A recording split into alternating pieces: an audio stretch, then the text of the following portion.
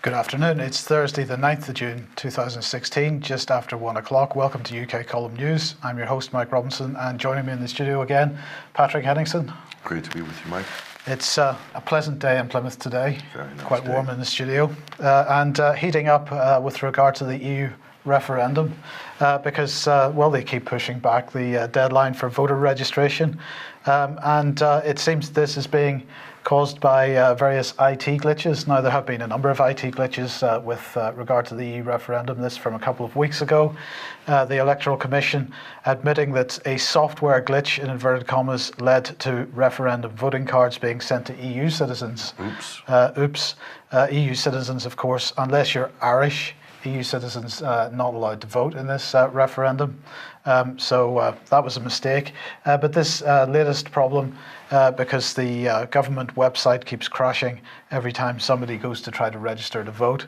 Well, Patrick, it just sort of struck me that there was a bit of a precedent for this, because, of course, it all began with Royal Bank of Scotland, but here we've got the FT article from a week or so ago, because a Deutsche Bank IT glitch meant that customers couldn't access their cash, they couldn't transfer money, they couldn't pull money out of cash machines. How inconvenient. It's so inconvenient that as soon as anybody gets into a bit of trouble, it's blamed on an IT glitch. Imagine registering to vote, going to the website, registering to vote, and the site crashes. Yeah. Terribly inconvenient, especially when you consider who all the new voters are, people who aren't registered, who are going to register. What camp do you think they might be voting in? Well, indeed, all these new registrants apparently are younger people who are perceived to perhaps be wanting to vote to remain. So they say. So they say. But there's also a silent majority in this country that aren't voting, who are probably also pro remain as well, or sorry, to leave. So that's not borne out in the polls, depending on what polls you read. But it's very interesting. Yes, and more in the media about Northern Ireland. And today, John Major and Tony Blair, best of friends when it suits them, are apparently making an appeal, a joint EU appeal, because, of course, Northern Ireland is the whole peace process is going to fall apart if we leave the EU. So that's a fetching photo there of the young Blair, isn't it? The young Blair and a young John Major, relatively speaking. A young, up-and-coming, idealistic Anthony Lytton Blair there with then Prime Minister, I believe, John Major. Yes. Who no one has really seen for the last decade and a half, and all of a sudden he just pops up out of the woodwork. He appears out of nowhere to campaign for the EU referendum. So with his Carlyle Group salary. So it's interesting that they would have both of those former prime ministers from separate parties together campaigning for one side of the issue. Absolutely. So the big guns are out, Mike. Yes, and of course they are suggesting, as we mentioned yesterday, they're suggesting that the Northern Irish border would then become the hard border for the European Union between the UK and the EU. This is Theresa Villiers, who's the shadow Northern Ireland spokesperson, saying that such a hard border, the idea of it is a bit far-fetched. Now, as Alex Thompson pointed out yesterday, it's not only far-fetched, it's simply incorrect, because the protocols, the treaties regarding that border existed from before we joined the European Union. So that goes into more of the PSYOP. So they're using Ireland as cannon fodder to influence the public opinion, public perception on the EU issue. Yes. So total desperation, and none of it based in reality, most of it based in fantasy. Total fantasy. Now, what perhaps isn't total fantasy is the continuing threats that are being made should there be a vote to leave. William Hague now is suggesting that such a vote would fragment the entire Western world. There you go. But of course, we've had a whole bunch of other threats over the last few weeks about attacks on our currency, attacks on this, attacks on that, people losing their jobs, trade collapsing.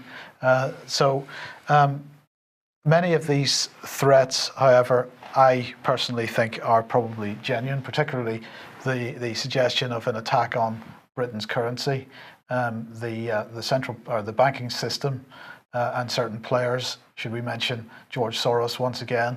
Absolutely have demonstrated that they have the capability of attacking a currency in this way.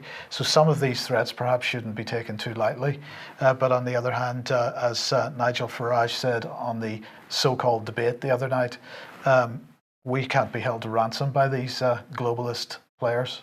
Well, if you look at Greece as an example, there was a country that was threatening to leave the Eurozone, not just recently, and look at the barrage of attacks from different angles that the establishment, especially the banking establishment, financial central banking, they attacked Greece and destroyed it.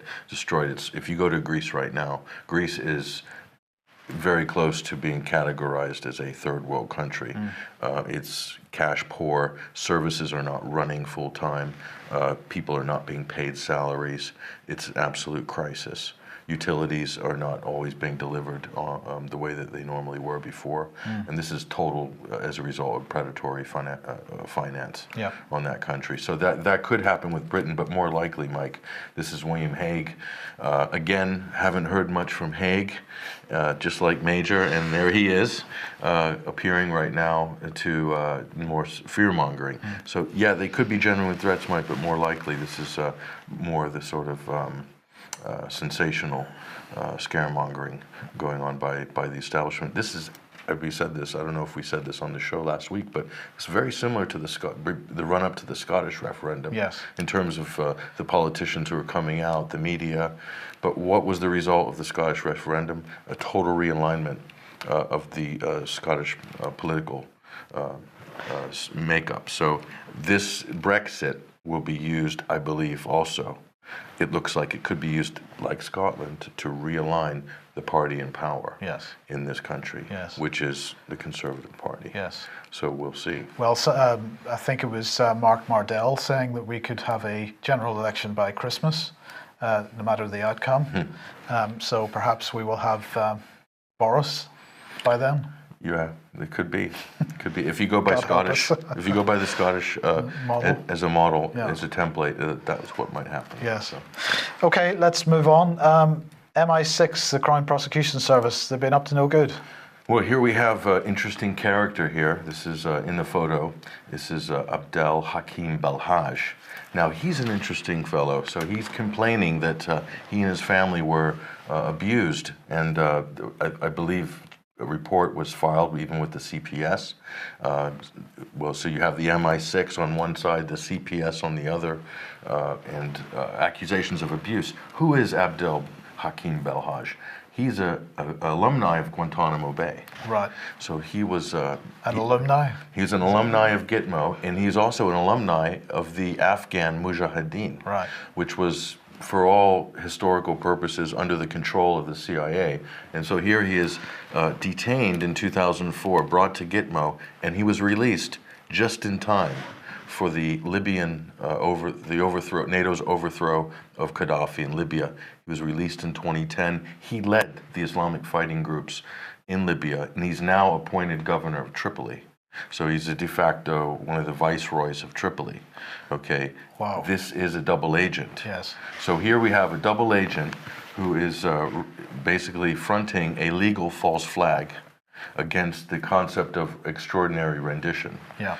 That's what it looks like to me, this story. So completely planted, totally stage managed. The front man is a double agent, ex-Gitmo alumni, Mujahideen alumni. Adrian says alumnus, surely? Alumnus, yeah, alumnus. So, and he used to be known as Abu Abdullah al-Siddiq back in his Afghan Mujahideen days, and I think that was his name that he used while he was working with the CIA, I guess. But certainly a recruit, yeah. Yeah, yes. So interesting. So this is how it works. So not as all what it appears to be with some of these characters coming out of Gitmo. That was exposed in the Penny Lane scandal. Taking some of these people who are detainees and redeploying them out into the field. With a new credibility because they've spent time inside. Absolutely. Yeah. law enforcement does this all the time with Yes. informants, so Yes. this is no different. Okay, well, let's move from the CIA in some regard to the FBI. And of course, in the United States, you have a battle very similar to what's going on over here with regard to the Snoopers Charter. And at the heart of it are the usual suspects of Facebook and Google. So here's FBI Director James Comey, who could be on the way out in a couple of months if there's a regime change in the White House, party change. But so this is very similar to the story that I think you covered this before with the Snoopers Charter and wanting access to everyone's web browser histories. Yep. And so this is a key component here.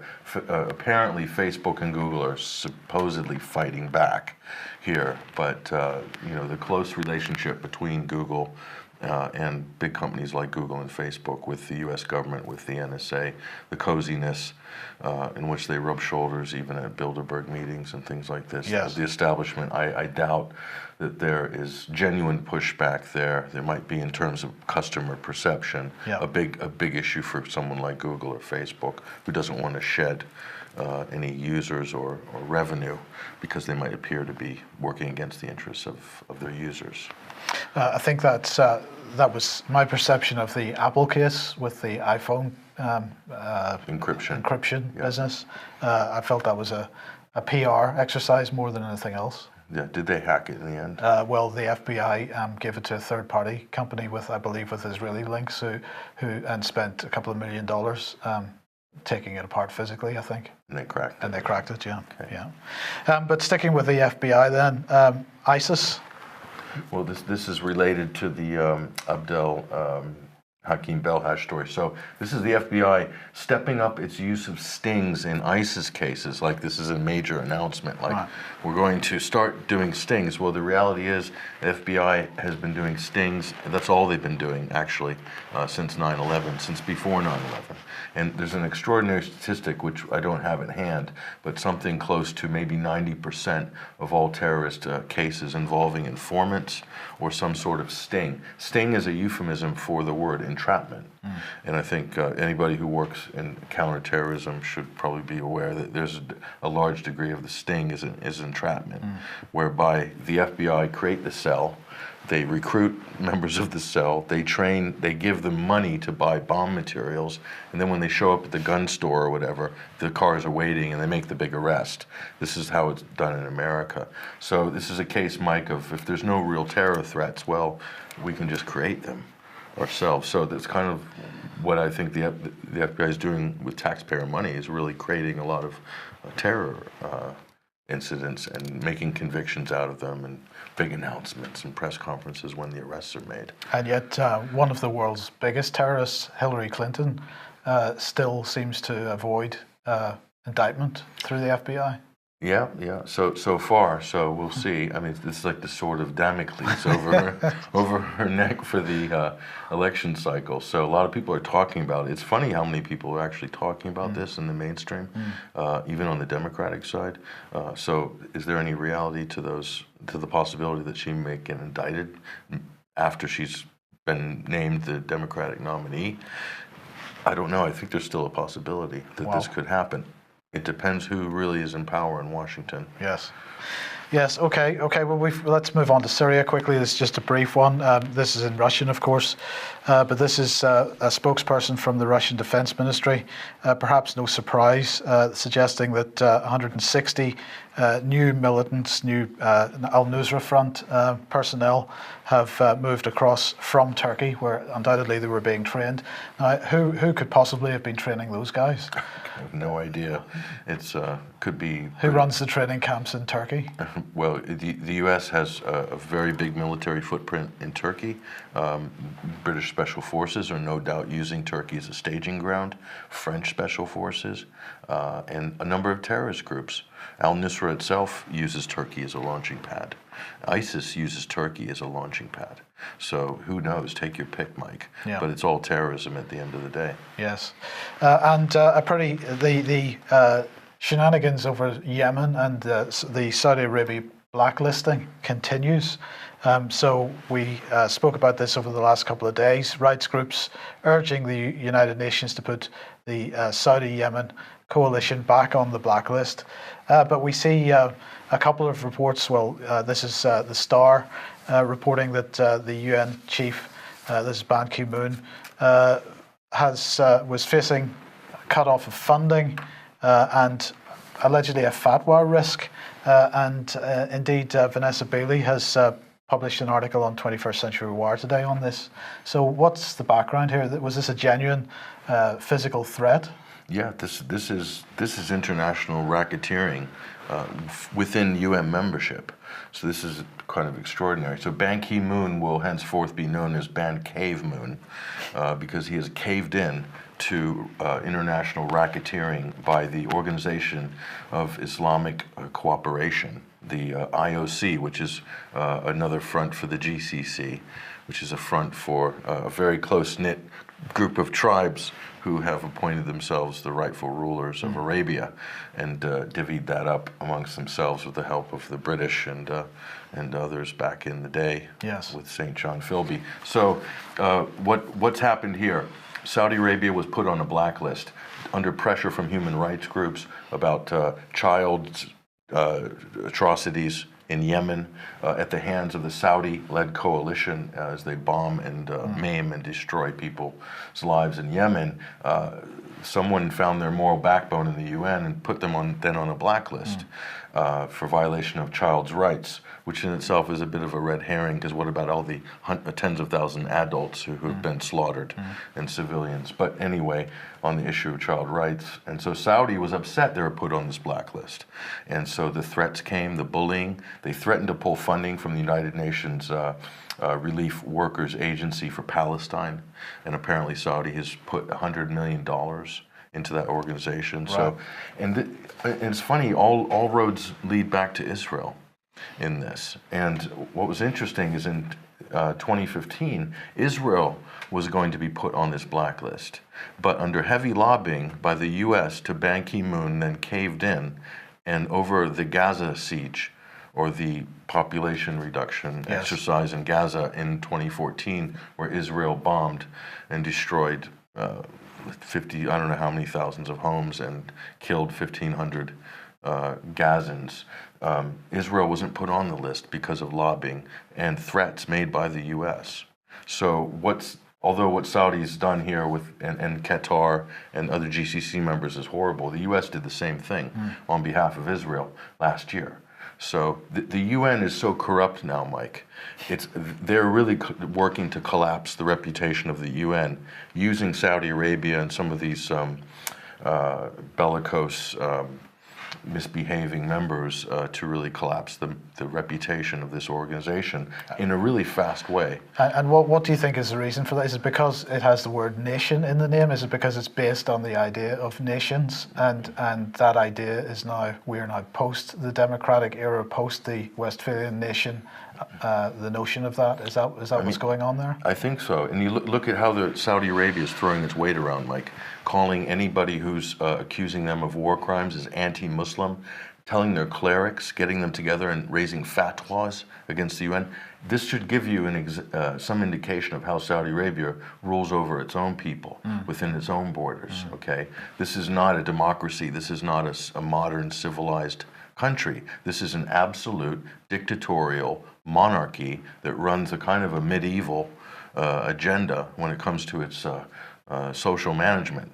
So, and this is basically who has bought their way onto the UN Human Rights Council, and then was criticized, and now is throwing its money and its threats and its weight to get itself removed from a blacklist, a human rights blacklist. This is absolutely astounding in this day and age that this could be allowed to happen, and this is total international lawlessness, Mike. That's the only way to describe it. Well, every time I hear Cameron discuss the rules-based international order, I know that what he's talking about is the absolute opposite. Yeah, so total lawlessness. And we see Cameron, President Obama going over, paying homage to the Saudi monarchs, saying, please buy our aircraft, please buy our weapon systems, please buy our radar systems, and they sell them, and they have. It's been a bumper year for arms sales to Saudi Arabia. Yep. Okay, well, getting back to the West then, and NATO and Russia, this is Der Spiegel. And they are commenting on Operation Anaconda, which we've mentioned a few times over the last few days, big NATO exercise. And they're saying that, Der Spiegel is saying that really this is a step too far for NATO, that NATO is quite clearly playing out a scenario of a real war with Russia being the target of this, that it's too clearly aimed at Moscow. And they're saying that actually Poland is playing a large part in driving this, so they're blaming Poland for this. Now, they're saying that Warsaw is acting intentionally provocatively. Thus, it invited Georgia and Ukraine to take part in Anaconda 16. Both would like to be part of NATO, but the alliance has rejected this idea so far. For the Polish, that doesn't matter. Warsaw has declared the NATO-Russia Founding Act, the basic agreement with Moscow, obsolete. And of course, as we were discussing before the programme, Patrick, Poland has a conservative government in place at the moment, very church-oriented, but they still blame Russia for the Smolensk plane crash. And I think we both agree that perhaps looking east is not the direction for the solution to that particular plane crash. Looking west is much more likely. So Poland is being played by the West here. It is, and I'm disappointed that Der Spiegel would even give any credence to that line that Poland is somehow driving this problem. And the day when the German intelligentsia will step up and say that Poland is being played by the international banks, by the ECB, by everybody who's looking and who has already asset stripped that country. We were talking about before the show, Poland's been effectively asset stripped after its membership into the EU. If they join the single currency, that's it for Poland. They will wipe that country out so fast. They will just devalue everything in that country, and the standard of living will drop. And well, it's already happened to a large degree. And it's suffering from the worst brain drain in Europe, arguably. Yeah. So Poland is, in my view, is definitely a victim of the EU superstate gobbling it up, chewing it up, and then spitting out the remnants of it. So that's the problem there. What they do have a point, though, is that it is mimicking a real war. Okay, that I would say Der Spiegel has made a good point there. Right. And it is, guns are pointed at Russia. This is not a simulation for anything else but to ramp up tensions between the East and the West. And again, this fuels and justifies the existence of NATO or of an EU army, which might be coming behind it. Yes. Okay, well, look, I want to highlight this article in Russia Insider from Eric Zeus, but before I talk about it, I'll just mention that last night we were doing what's almost the final edit on the first new edition of Insight, in which Eric Zeus took part, and we're very grateful for that. So we will hopefully release that new episode of Insight early next week. Yeah, Eric's a great veteran analyst based in the United States, and he's been studying geopolitics and these issues that we talk about every day for the better part of 40 or 50 years. Yes. So a great resource. So in this article published in Russia Insider, he is basically suggesting that Obama has said to Putin, drop dead. And he's saying Russia's concern is that if the ballistic missile defense or anti-ballistic missile system that the United States is now just starting to install on and near Russia's borders works, then the United States will be able to launch a surprise nuclear attack against Russia, and this system will annihilate the missiles that Russia launches in retaliation, which will then leave the Russian population with no retaliation at all. And this is a point I've heard him make a few times, that while these types of defense systems give one side such an advantage over the other that the other has to see that as not a defensive act. It's a threat. It's a direct threat, because you've effectively removed any opportunity for the other side to retaliate for your actions, and therefore it removes any sort of what's the word I'm looking for? it's gone out of my head. Any kind of well, any chance to reciprocate or to retaliate. Yeah, but it also removes any likelihood that the side with the defence system will withhold their actions. Mm-hmm. Well, and it has to do with the distance and the flight time, right, as well. If you get down to technicalities, but Eric did talk about that in the insight. Yes, that he really gave a good, simple explanation. Russia's got its hands tied behind its back. The closer that defence system gets pushed up against the Russian borders. Absolutely. So it's interesting then that in Sputnik here, in light of this provocation, I mean this extreme provocation, that they're suggesting that Russia is keeping it cool. Now they're not keeping it entirely cool, but this Sputnik report saying that Russia is not venturing to do anything particularly aggressive. They're not going to dramatize the exercise. They're going to keep an eye on it. They're going to watch it. They don't think that the exercise is wise.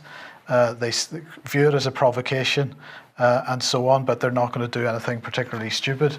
However, as Reuters is pointing out today, they're not taking no action. They are taking some. They are moving troops westward. They're setting up new bases stretching from the Baltic Sea to the Black Sea. And Reuters here saying each side says it's only responding to steps taken by the other. But the build-up risks locking NATO and Russia in a spiral of measure and countermeasure from which it will be difficult to escape. What is starting a kind of a smaller beginnings of an arms race. Again. Yes. And so in the past, but it's much more dangerous because in the past the arms race was separated by thousands of miles. Right. Now they're right up against each other. Right up against each other, and maybe for the Russian political domestic life, what NATO is doing here is a boon for Vladimir Putin. It's a boon for his party as well, because it's showing that there's a direct threat against the Russian homeland. So they're really solidifying the power base, much like the Washington and its allies have done this in Syria. They've absolutely elevated public opinion in favor of Bashar al-Assad by funding and arming crazy jihadists to besiege that country. Likewise, NATO is doing the same for Russia. So, but in terms of the arm race, they hope that they could bankrupt Russia. The Russian economy is weak, get them to spend more on defense. This was the received wisdom in the latter part of the Cold War, and that we supposedly won the Cold War based on this bankrupting the Soviet Union strategy. But I don't think we're living in the same world as the 1980s. So the sort of money that's being spent, Russia is very carefully and measurably expanding its domestic defense. But in terms of NATO, just look at it, Mike, like this is an arms show. This is a trade show. The video we showed on the news yesterday, that's just to bolster the profile of the defense contractors who have stuff at the Excel Center coming up in September or whatever arms show around the world, and their job is to move product. And if NATO seem to be active, or they can hype up the Russian threat, all the better for sales of Lockheed Martin, Boeing, and all these corporations. Yeah. Yes.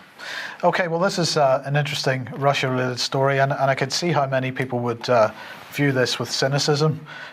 So this is the Moscow Times. First of all, we say that this is Moscow Times quite oriented towards NATO in the West, to say the least. Yeah, don't let the title deceive you. When you see Moscow Times on the internet, it's not really a Moscow newspaper. It's very much a sort of a Western creation, if you will. Right. So the headline is, why has Israel sent Russia an historic tank? And this is a Majak 3 Israeli tank heading to a Moscow museum. It has arrived in Moscow yesterday, and this is part of an exchange between Russian and Israeli governments. The Russians have also sent a tank over to Israel for a museum there, and we have been hearing, over the last few weeks and months, Patrick, that Putin and Netanyahu starting to speak a bit more. There's a lot more interaction between them, and I suppose the more cynical would say that here is another world leader who's just taking a pro-Zionist position, but perhaps there's more to it than meets the eye. Yeah, I think that's kind of that would be what a lot of people are saying. It's kind of an oversimplification. If you look at what Russia is involved in the Middle East, literally partnering with Syria. Syria is at war with Israel. effectively Yeah. under war conditions. So they have a peace treaty or some sort of peace agreement in the Golan Heights separating the militaries of those two countries. But Israel has struck Syria 6 or 7 times aggressively by air in the last 2 years. Okay, so they're at war with Syria. Russia is partnering with Syria, yet Russia is going and doing diplomacy with Israel. Russia is going to do whatever it takes in its own interests to advance whatever its agenda is. Okay, and right now Russia is almost at war with Turkey.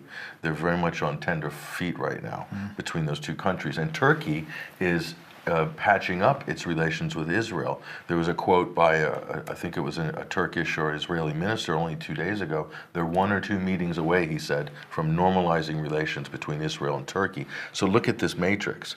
So Russia at odds with Turkey, Turkey patching it up with Israel, Israel not so good with Syria, Turkey completely at war with Syria.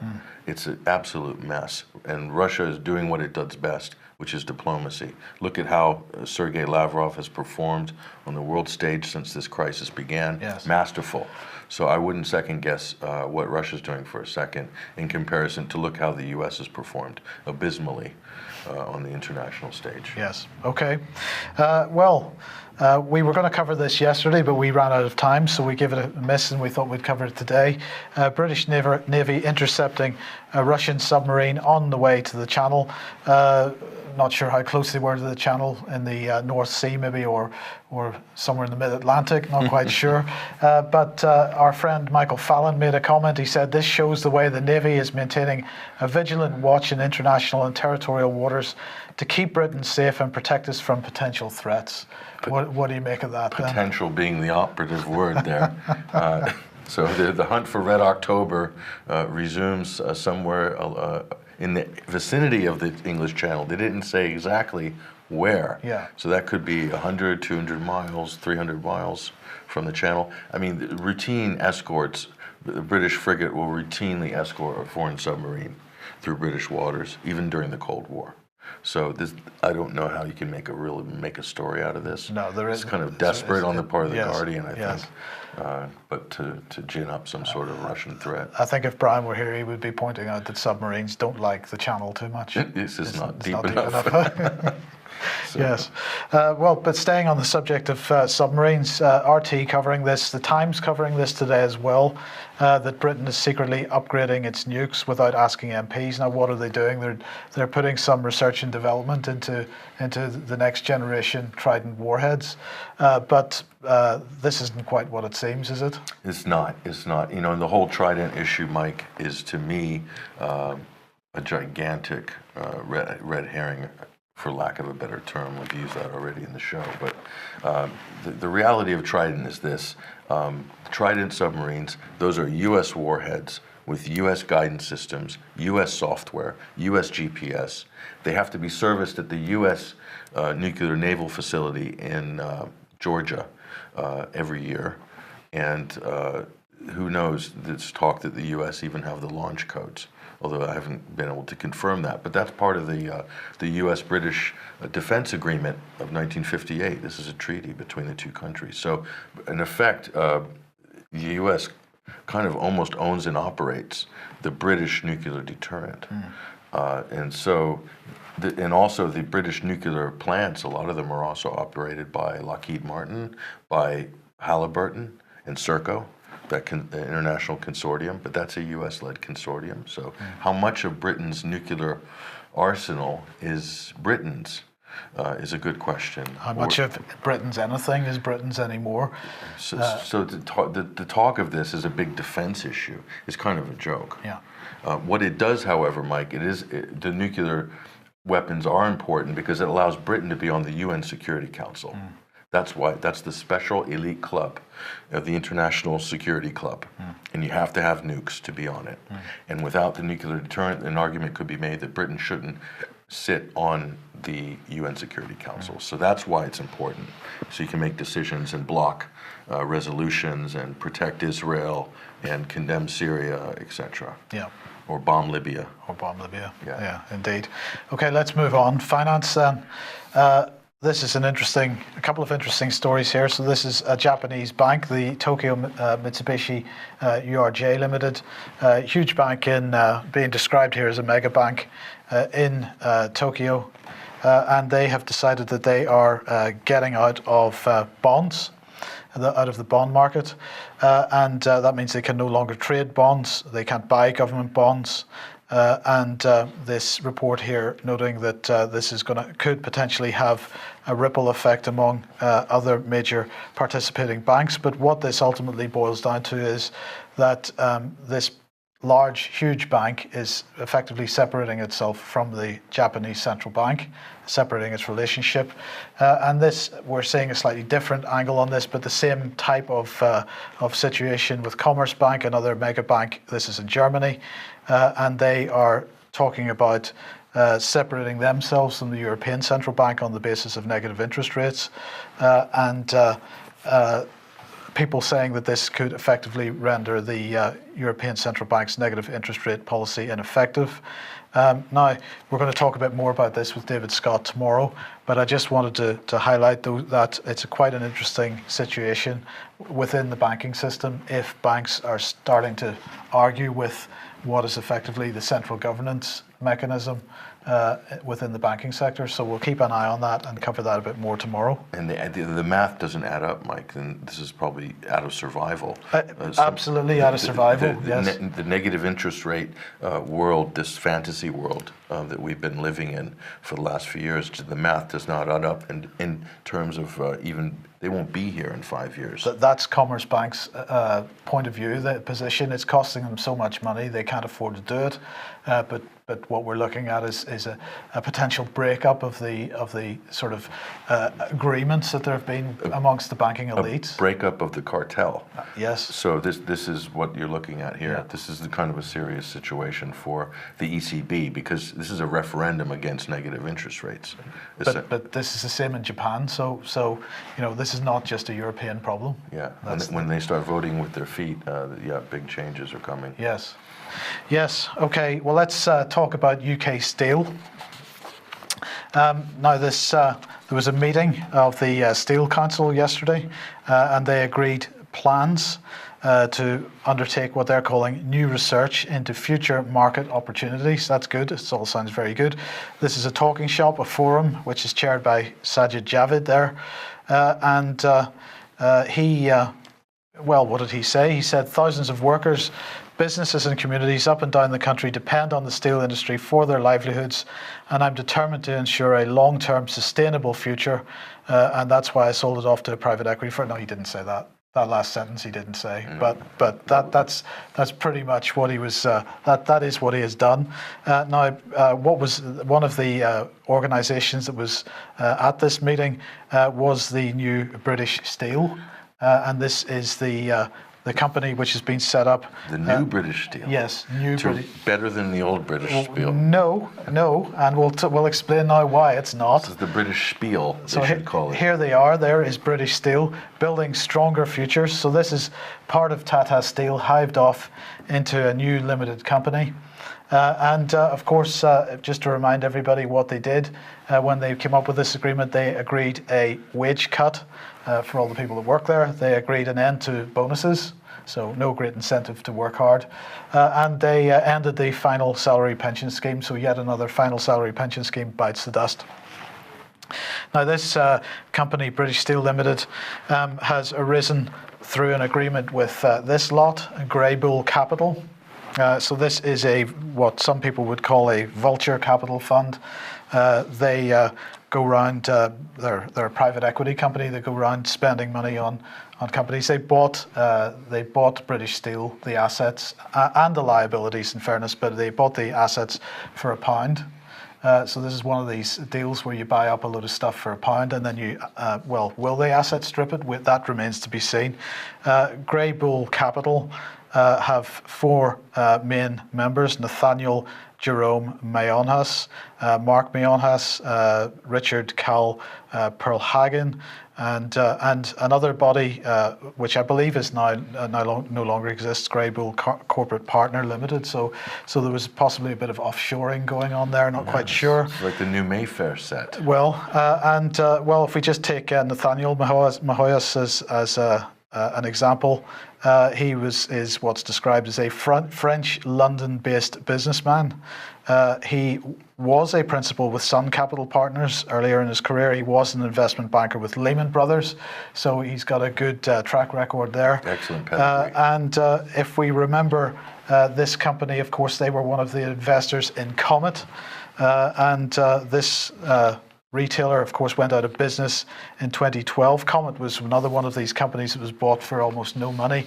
And then the organisations, including Greybull, they walked away with £117 million at the end of it. Nice bit of work. So a nice bit of work.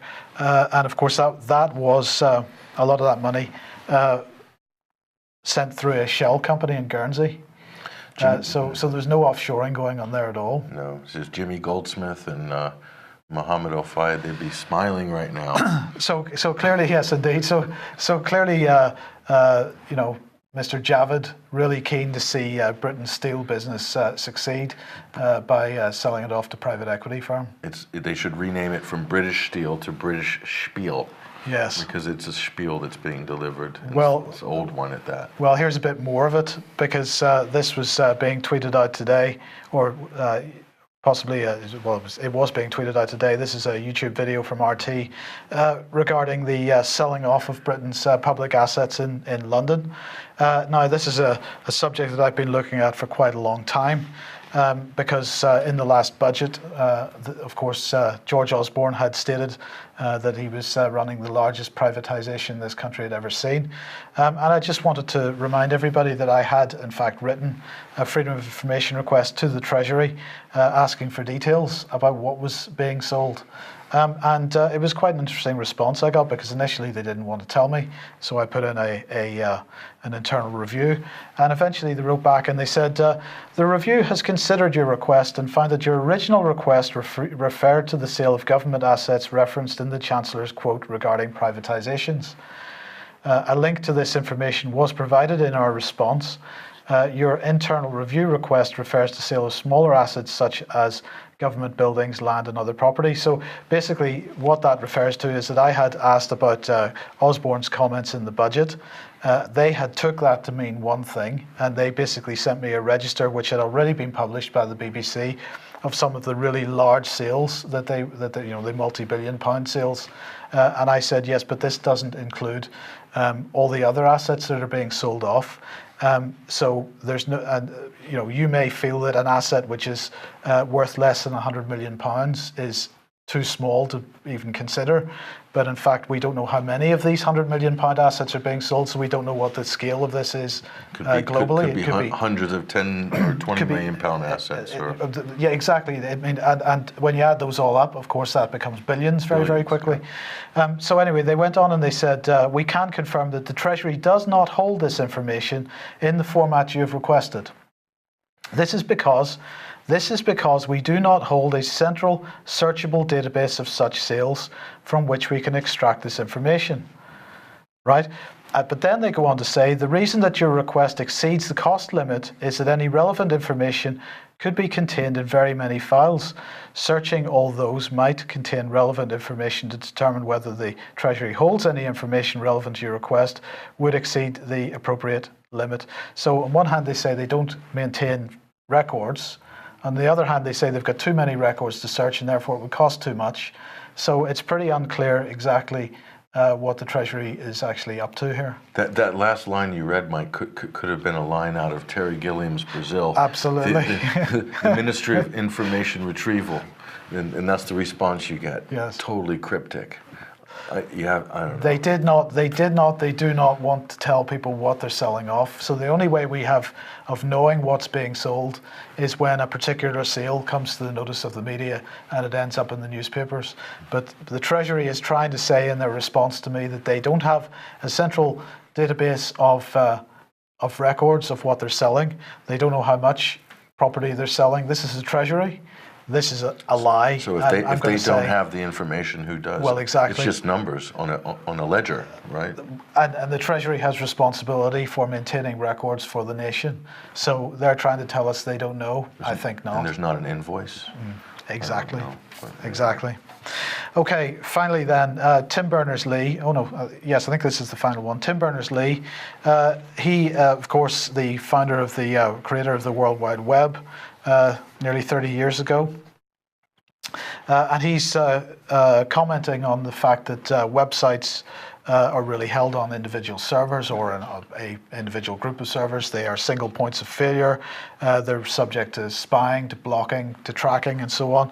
He says the web controls what people see, creates mechanisms for how people interact. It's been great, but spying, blocking sites, repurposing people's content, taking you to the wrong websites, that completely undermines the spirit of helping people create. So they have been running a conference. He has been running a conference called the Decentralized Web Summit. There's a lot to applaud in this, I suppose, in many respects, but because what they're really looking at is the architecture of the web and how that could be re-architected to make websites distributed so that if any one source of the information in a particular belonging to a particular website should disappear for any reason, that there are backup copies that are live all the time. And this is, I suppose you could say, quite similar to the way Bitcoin works, for example, with its blockchain technology. But it's interesting that I mentioned Bitcoin there because perhaps if I'm going to raise a flag about this in some of the thinking here, one of the things that they were talking about was new payment technologies and how those could increase individual control over money. But of course, what they're talking about is digital currencies and non-cash currencies, non-cash-based currencies. They're saying that a news site, for example, might be able to have a system of micropayments instead of relying on advertising. So I'm not criticizing this in particular. I think there's things we've got to be very, very wary of here, Patrick.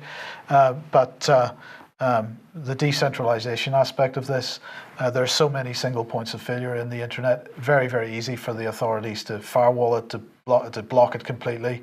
We're already sort of seeing signs that certain groups of information, perhaps in the free press rather than the corporate press, definitely push down the rankings and so on. Absolutely. We've been blocked, and you probably have experienced whole countries, whole regions, global regions have been blocked for weeks in some cases. And we know this because our readers are keeping us up to date, and we have analytics for global traffic, so we can see, completely invisible in some very large markets. Yes. So this is happening. I don't know if this is what the strategy behind this is, but I do know that a lot of this does go on, whether it's nefarious or not or whatever. We can benefit from a decentralized web. It's good that they're talking about this. However, there's the risk of it being hijacked for other purposes. Is always a danger. Yes, so we'll keep an eye on that one and report as we can.